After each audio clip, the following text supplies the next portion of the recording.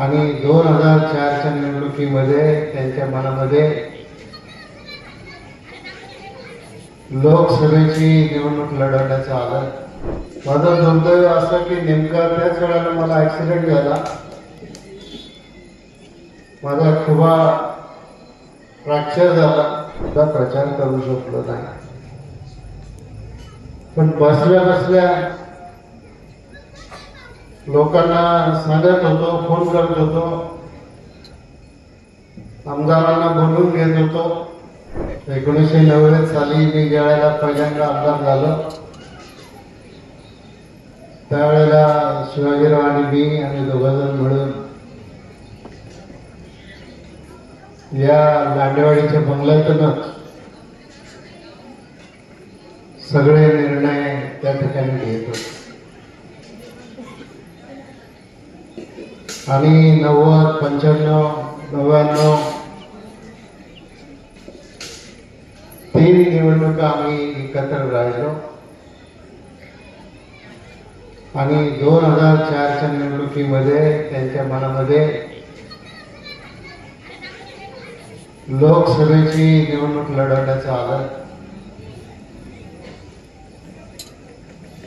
त्यावेळेला लोकांना सांगितलं पाहिजे, आपण अलग झालं म्हणजे भांडून अलग नाही झालं. आपण दोघे एकत्र बसलो, तुम्ही तुमची भूमिका मांडली की मला आता लोकसभेला तिकीट मिळतंय, मी तिकडे जाऊन उभा राहतो. इकडे प्रयत्न केलेला होता आधी, परंतु अशोकराव मोहोळ यांची पहिली टर्म संपली होती. पहिली संपली होती आणि दुसरी टर्मला ते तिकीट मागत होते आणि शिवाजीराव पण तिकीट मागत होते. त्यावेळेला पवारसाहेब म्हणाले, अशोकरावांची पहिलीच टर्म आहे, लगेच कसं त्यांना बदलायचं. आणि मग ते शक्य झालं नाही. मग शिवसेनेमध्ये जाऊन त्यांनी निवडणूक लढवली आणि निवडून आले. आणि सलग 3 निवडणुकीमध्ये निवडून आले. आता गेल्या 2 निवडणुकीमध्ये थोडीशी गडबड झाली. मागच्या निवडणुकीत तर आपण अलग अलगच होतो आणि या निवडणुकीमध्ये मात्र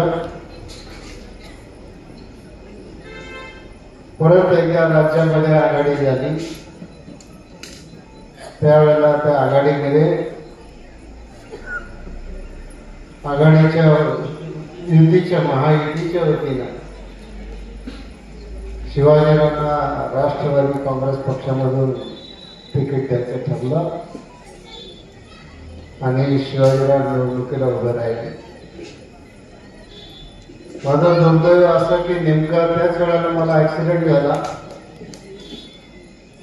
माझा खुबा फ्रॅक्चर झाला, हात मोडला आणि 3 ते 4 महिने मी घरातून बाहेर निघू शकलो नाही. आणि त्यामुळं लोकसभेच्या निवडणुकीमध्ये मी 1 दिवस सुद्धा प्रचार करू शकलो नाही. पण बसल्या बसल्या लोकांना सांगत होतो, फोन करत होतो, आमदारांना बोलून घेत होतो आणि सगळं व्यवस्थित झालं पाहिजे ही भूमिका सगळ्यांच्या समोर मांडत होतो. परंतु ही जी लोकसभेची निवडणूक होती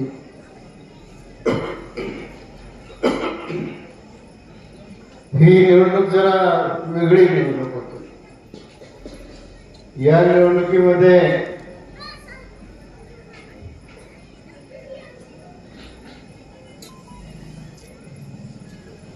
नुसतं आपल्याच मतदारसंघात नाही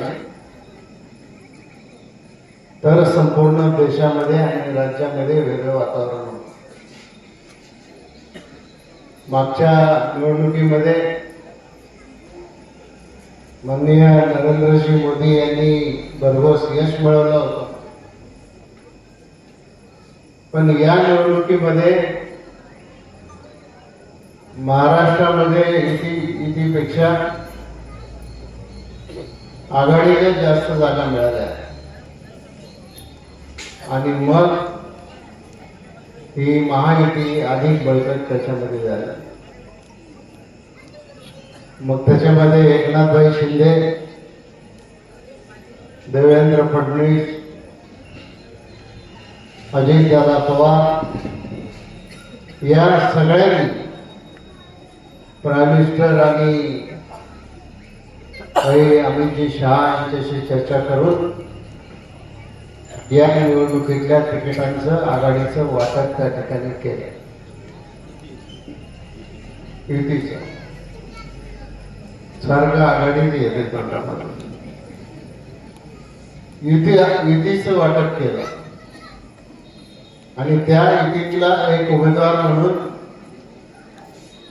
मी आज तुमच्या समोर उभा आहे आणि मी तुम्हाला सांगतो की उद्याच्या निवडणुकीच्या नंतर 100% महाराष्ट्रामध्ये महायुतीची सत्ता आल्याशिवाय राहणार नाही. आणि ज्या वेळेला महाराष्ट्रामध्ये महायुतीची सत्ता येईल त्यावेळेला आपल्याला सुद्धा आपल्या मतदारसंघातले प्रश्न, आपली मतदारसंघातली कामं सोडवण्याच्यासाठी आपल्याला अधिक ताकद त्याच्यामध्ये मिळेल.